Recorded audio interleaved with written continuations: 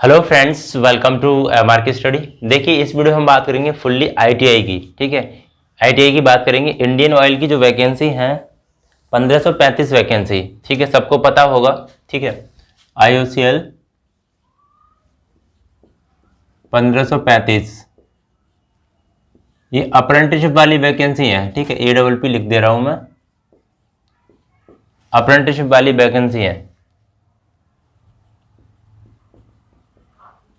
ठीक है, तो इसमें हम फुल्ली बात करेंगे एग्जाम के पैटर्न के बारे में। ठीक है, फिटर की जो ट्रेड है, इसमें एक ही ट्रेड दी है फिटर की। ठीक है, फिटर यहां पे लिखता हूं।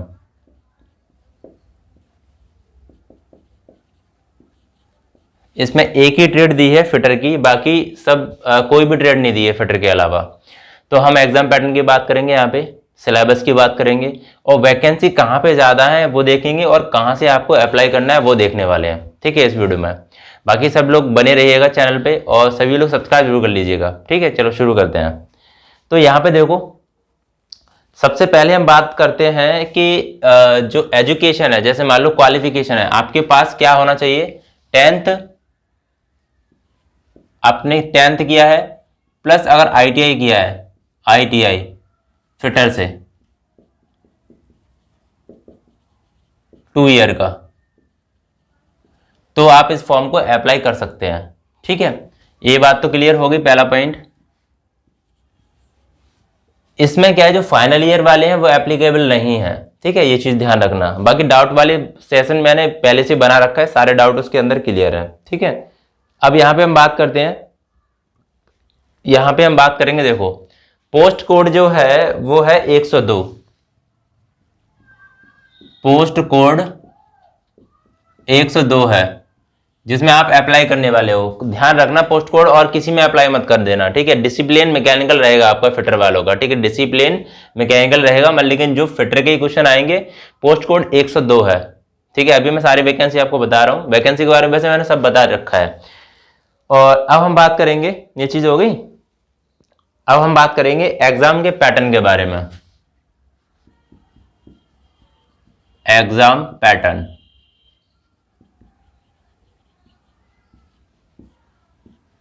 एग्जाम पैटर्न के बारे में बात करेंगे। देखो, रिफाइनरी है ना, कम से कम 9-10 रिफाइनरी में मतलब वैकेंसी निकली है आपकी। 9 रिफाइनरी में वैकेंसी निकली है, 9 रिफाइनरी है। ठीक है, तो यहाँ पे क्या है कि सारी रिफाइनरी हैं, उनका एग्जाम पैटर्न डिफरेंट होता है। पैटर्न का मतलब जैसे समझ में आ रहा है, जैसे मान लो कि आपने फिटर पढ़ा है। ठीक है, तो फिटर से भी क्वेश्चन आएंगे और नॉन टैक्स से भी क्वेश्चन आएंगे। जैसे मान लो कि आपका 50 हो गया फिटर से क्वेश्चन, जो आपकी ट्रेड है, और 50 हो गया आपका क्या, नॉन टैक। एक तो ये पैटर्न हो गया। दूसरा पैटर्न 60 फिटर और यहां पे 40 नॉन टैक। ठीक है, एक ये हो गया, एक ये हो गया 75 फिटर एंड 25 नॉन टैक। तो रिफाइनरी है ना, ये फॉलो करेगा। अब ये तो कंफर्म नहीं है कि कहाँ कहाँ कैसा है। ठीक है, ये आप जिसने दिया है वो उसको पता होगा। ठीक है, तो मैं सिर्फ एक्चुअली तो कहीं का नहीं बता सकता। जैसे मान लो कि जैसे कहीं डिगबोई का होगा कुछ अलग, मथुरा का अलग होगा कहीं। ठीक है, असम का कुछ अलग होगा, ये सब अलग अलग है। तो आप क्या करो, टैक और नॉन टैक दोनों तैयार करने पड़ेंगे आपको। ठीक है, टैक और नॉन टैक दोनों तैयार करने पड़ेंगे। तो आप फॉलो कोई भी कर सकते हैं, आप ये वाला फॉलो कर लीजिए। ठीक है, 60 एंड 40 का, उसमें क्या दिक्कत है। आप अगर जैसे मान लो, मैं आपको एक बात बता दूं, जैसे आप ये फॉलो कर रहे हो 25 वाला। ठीक है, तो 25 वाला फॉलो कर रहे हो तो भी तुम्हें नॉन टैक उतना ही पढ़ना पड़ेगा जितना कि आप इसमें पढ़ रहे हो। ठीक है, ये भी चीज होती है। और बाकी 75 आप फिटर का कर रहे हो, तो स्कोर क्या रहेगा। स्कोर देखो, कम से कम आपको अगर कट ऑफ अगर सही बनानी है तो मैं बता रहा हूँ 70 तो आपको जाना पड़ेगा, 70 प्लस तो जाना ही पड़ेगा। ठीक है, 70 प्लस तक तो जाना पड़ेगा आपको। इसमें नो नेगेटिव मार्किंग रहेगी। ठीक है, नो नेगेटिव मार्किंग, मतलब आपका अगर कोई भी गलत हो जाता है क्वेश्चन तो आपका नंबर नहीं काटा जाएगा। ठीक है, ये चीज होगी, नो नेगेटिव मार्किंग होगी। और क्या रहेगा, पेपर जो होगा, पेपर वो ऑफलाइन होगा। ठीक है, पेपर ऑफलाइन होता है और पेपर वो खुद सबमिट कर लेते हैं। ये चीज़ हो गई, तो ये चीज़ क्लियर हो गई ना। ठीक है, अब इसके बाद हम बात करते हैं वैकेंसी कहाँ कहाँ ज़्यादा है, उसके बाद हम बात करेंगे सिलेबस के बारे में। तो पूरा वीडियो देखकर सिलेबस तैयार कर लेना, अपनी कॉपी में लिख लेना सिलेबस। ठीक है, मैं इसको क्लीन कर रहा हूँ। अब देखिए, अब हम बात करते हैं यहाँ पे वैकेंसी कहाँ कहाँ है, कितनी ज़्यादा वैकेंसी कहाँ पे है वो हम देख लेंगे। तो बहुत ज़रूरत है इस चीज़ों की। देखो वैकेंसी, ठीक है, सबसे पहले हम बात करेंगे बोगई गांव की।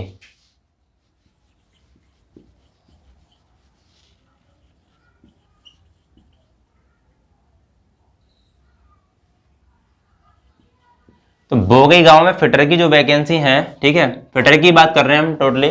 तो यहाँ पे वैकेंसी है 8। ठीक है, रिफाइनरी लिख दे रहा हूं, 8 वैकेंसी हैं। ठीक है, इसके बाद हम बात करते हैं पारादीप में। पारादीप, पारादीप है उड़ीसा में। ठीक है,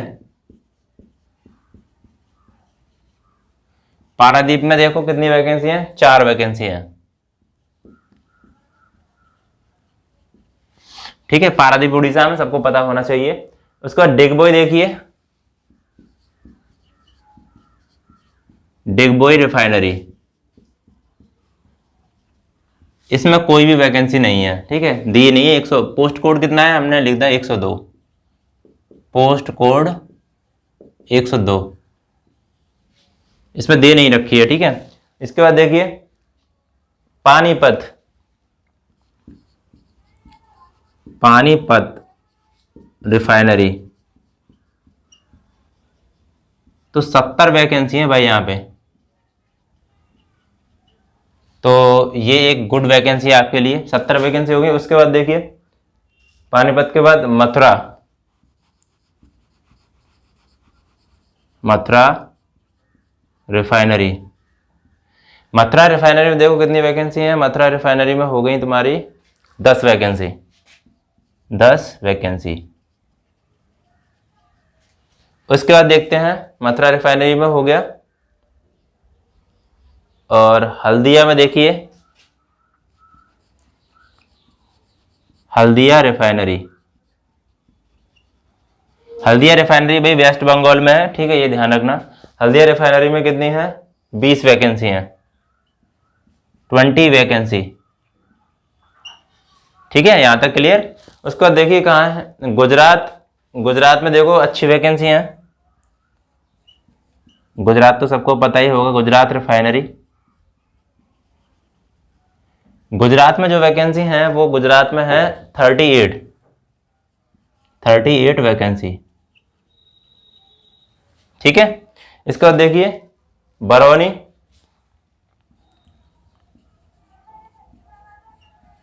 बरौनी रिफाइनरी बिहार में है ये, बरौनी रिफाइनरी बिहार में है। इसमें 6 वैकेंसी हैं। उसके बाद देखते हैं हम भाई यहां पे गुवाहाटी में,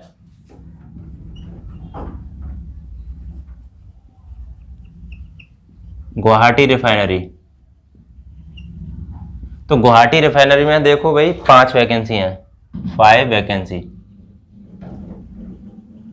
ठीक है, ये चीज आपको क्लियर होनी चाहिए। तो देखो यहां पे मैं हाईलाइट करता हूं सबसे ज्यादा कि वैकेंसी कहां पे और कहां से आपको अप्लाई करना चाहिए। देखो पानीपत रिफाइनरी है, एक तो हैशटैग कर रहे हैं यहाँ पे, देखो 70 वैकेंसी है भाई पानीपत में, सबसे ज्यादा वैकेंसी। दूसरा आता है अपना गुजरात रिफाइनरी, तो गुजरात रिफाइनरी भाई 38 वैकेंसी है। ठीक है, तो सबसे ज्यादा जो वैकेंसी है वो है आपका गुजरात रिफाइनरी में 38 वैकेंसी और पानीपत में 70 वैकेंसी। ठीक है, तो भाई आप पे डिपेंड करता है। देखो अगर आप रहते हो, मान लो आप रहते हो गुजरात में रहते हो आप, ठीक है, आपको अगर पानीपत रिफाइनरी से अगर आपको करना है, गुजरात रिफाइनरी से जाके पानीपत रिफाइनरी में आपको अगर अप्रेंटिसशिप करना है, तो यहाँ पे आपको एग्जाम देना पड़ेगा, पहली बात तो ये हो गई, ठीक है। एग्जाम कहाँ होगा, जहां से आप अप्लाई करोगे वहां पे, कहीं भी अप्लाई कर सकते हो, किसी भी स्टेट के लिए, किसी भी रिफाइनरी के लिए अप्लाई कर सकते हो, कोई दिक्कत नहीं है। अब वैकेंसी पे डिपेंड करती है, तो आप चाहें तो गुजरात में, गुजरात में अच्छी वैकेंसी तो यहाँ पे कर सकते हैं, पानीपत वाले तो करेंगे ही क्योंकि यहाँ पे सबसे ज्यादा वैकेंसी यहाँ पे, तो फॉर्म भी बहुत ज्यादा पड़ेंगे इस जगह पे, ठीक है। ये डिगबोई और ये बोगई गांव, ये आपका असम में है, तो असम बहुत दूर पड़ जाएगा, ठीक है। 8 वैकेंसी ओनली। यहाँ पे पारादीप में, उड़ीसा में 4 वैकेंसी हैं, तो ये चीजें हो गई, ठीक है, कोई दिक्कत नहीं। तो आपका इच्छा है, देखो मैं तो यही कहूंगा कि जैसा आपको इच्छा हो, देखो यहाँ पे भी हल्दिया मत जाना, ठीक है, अच्छी जगह नहीं है वो मेरे ख्याल से, बहुत जंगल टाइप का, और मतलब बिल्कुल भी अच्छा नहीं लगता उधर, जंगल टाइप का है बहुत ज्यादा।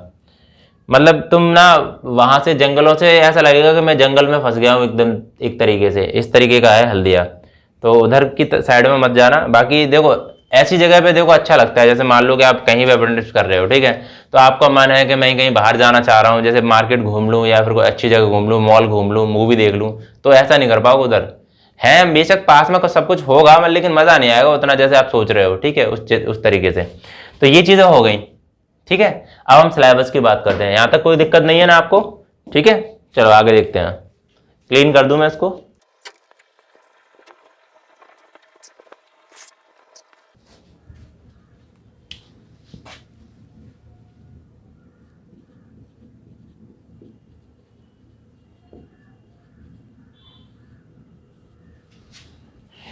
तो भाई सभी लोग सब्सक्राइब जरूर कर लेना, ठीक है, क्योंकि देखो सारी, आप जानते हो ये सारी चीज़ों में मेहनत लगती है, मैं रिसर्च करके डायरी में सब कुछ लिख के उसके बाद मैं आपको करा रहा हूँ एक एक चीज़। तो सभी लोगों का टारगेट होना चाहिए कि आप एक महीने का, हमारे पास एक टारगेट है जिसमें 20 की सब्सक्राइबर आपको करना है, 20,000, ठीक है। 17,000 अपने हो गए हैं, आपका परिवार 17,000 का हो गया है, तो कोशिश करिएगा कि इसको बढ़ाएं आगे, ठीक है। आईटीआई वाले जो भी स्टूडेंट है, आप शेयर करिए, करा करिए किसी ग्रुप में, और अपने दोस्तों से भी कह दो कि चैनल को सभी लोग सब्सक्राइब जरूर कर लें। मैं पूरी कोशिश करूंगा आपको पढ़ाने की, ठीक है। वीडियो चल रही हैं, डीआरडी और आईटीआई का एक ही तरीके का सिलेबस है, परेशान मत होइएगा, और वहां पे आपका सब कुछ कराया जा रहा है, ठीक है। चलो देखते हैं, अब सिलेबस की बात करेंगे, ठीक है। अब देखते हैं अभी सिलेबस।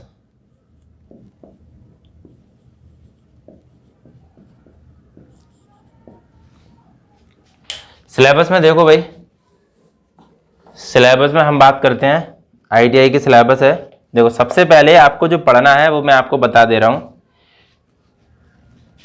ध्यान से देखिएगा, कॉपी में लिख लेना, ठीक है, नहीं तो मैं सिलेबस का फोटो आपको दे दूंगा जहां तक होगा उतना, ठीक है। तो मैं पॉइंट बाई पॉइंट डाल रहा हूं। सबसे पहले आपको पढ़ना है मेजरमेंट,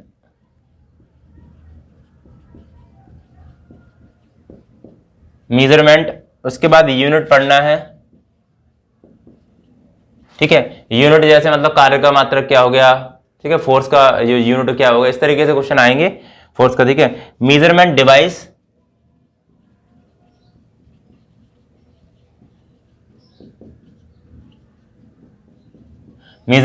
जैसे वर्नियर कैलिपर्स, माइक्रोमीटर, इस तरीके से आपके क्वेश्चन आएंगे, ठीक है। ये चीजें हो गई। और उसके बाद देखिए दूसरा,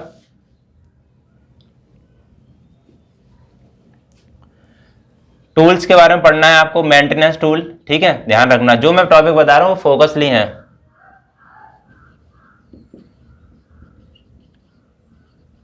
मेंटेनेंस एंड टूल्स, जैसे हैमर हो गया, ठीक है, और जैसे प्लास हो गया, ये सारे जो मतलब टूल्स यूज होते हैं मेंटेनेंस में, वो आपको देखने हैं, बहुत ज्यादा जरूरत है इसकी, ठीक है, चीजों की थोड़ा देखना है इन चीजों को। और उसके बाद देखो तीसरा देखते हैं, वेल्डिंग, पढ़ना है, एंड इट्स टाइप पढ़ने हैं वेल्डिंग के, ठीक है, टाइप्स ऑफ वेल्डिंग। तो वेल्डिंग की टेंशन मत लो, मैं सब करा दूंगा आपको ये सिलेबस, ठीक है। वेल्डिंग हो गया, और फॉर्जिंग हो गया, फॉर्जिंग पढ़नी है आपको, ठीक है। फॉर्जिंग के बाद आपका मेटलर्जी हो गया,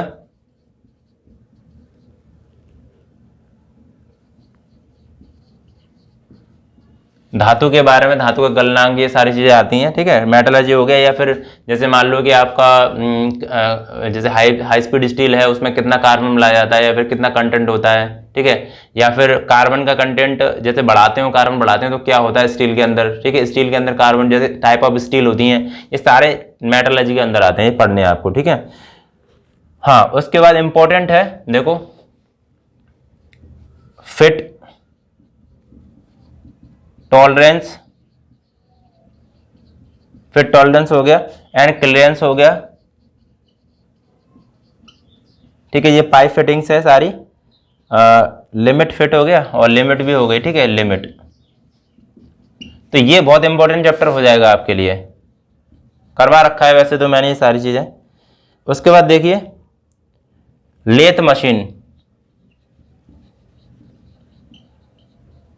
लेथ मशीन आपको सही से पढ़नी है, ठीक है। एंड इसके पार्ट्स सही से पढ़ने हैं, सारे पार्ट्स, ये भी लेथ मशीन को अच्छे से पढ़ना है। साथ में देखिए grinding, grinding and specification,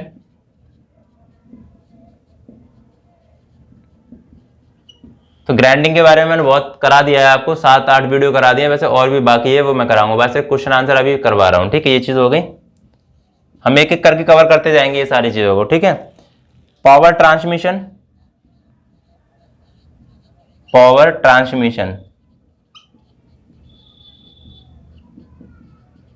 power transmission में जैसे तुम्हारा आ जाता है गियर आ जाते हैं, ठीक है। गियर हो गया, बेल्ट हो गई, ठीक है, ये चीज आती हैं। या फिर पुली हो गई,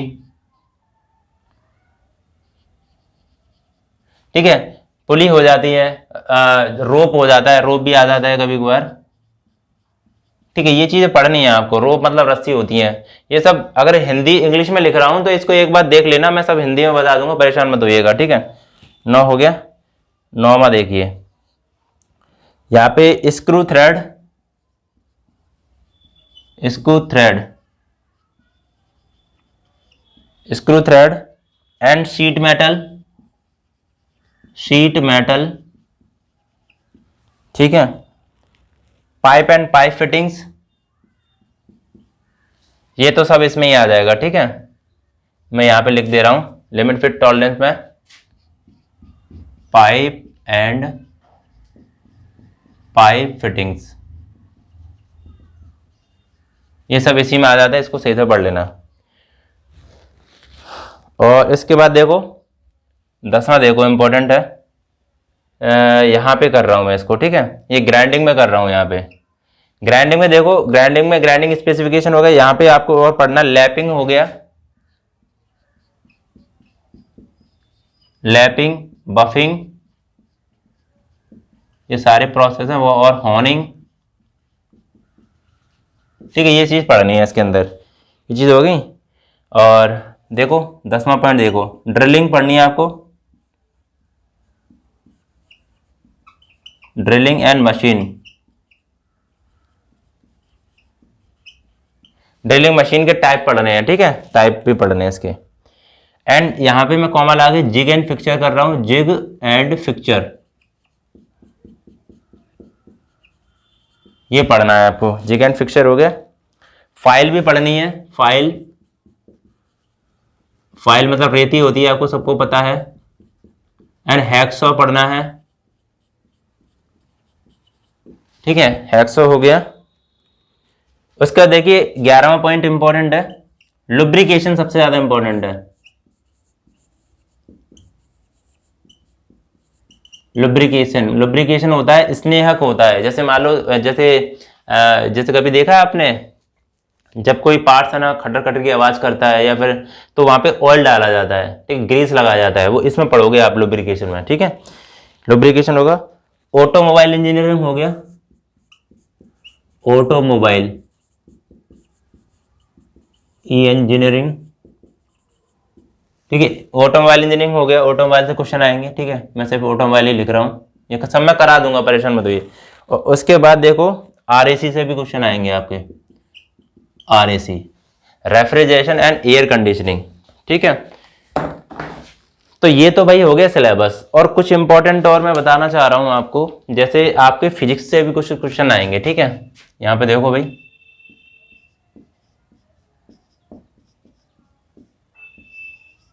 फिजिक्स से भी कुछ क्वेश्चन आएंगे, तो वो भी मैं कराऊंगा आपको, थोड़े बहुत मतलब अलग से 7-8 क्वेश्चन फिजिक्स से भी आ सकते हैं, तो वो मैं आपको कराऊंगा। ये सारी चीजें मैं आपको एक एक करके कराने वाला हूँ।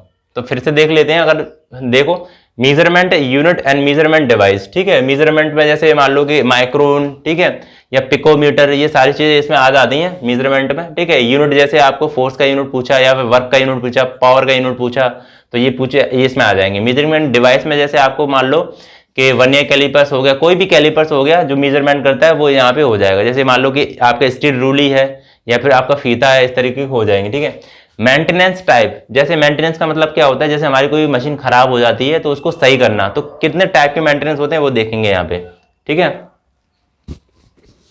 ठीक है ना। Welding, welding type of welding, जैसे TIG वेल्डिंग, MIG वेल्डिंग, ठीक है।